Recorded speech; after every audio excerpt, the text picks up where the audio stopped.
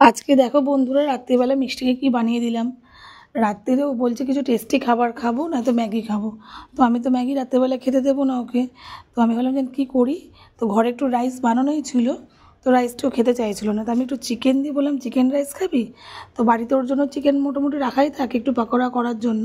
তো চিকেনগুলো একটুখানি ছোটো ছোটো পিস করে কড়াইতে একটুখানি নেড়ে নিলাম, হালকা তেল দিয়ে তার মধ্যে একটু সামান্য নুন, দুদানা চিনি, একটুখানি তোমার কিষান সস দিয়ে একটু নেড়ে নিলাম। আর এখানে রাইসটার মধ্যে সব কিছু তো গাজর, বিনস, কাজু সব কিছু দেওয়াই ছিল।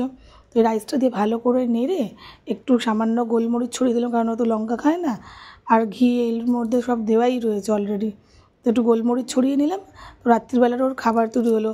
তোমাদেরও যদি কেউ বাচ্চারা যদি না খেতে চায় হঠাৎ করে, তো তোমরা চট জলদি একটু ইনস্ট্যান্ট একটা ডিশ বানিয়ে নিতে পারো। ঘরে তো এমনিতেও রাইস না থাকলেও ভাত থাকেই। তো এগুলো দিয়ে একটুখানি সামান্য গাজর, বিনস কেটে এগুলো করে দিতে পারো।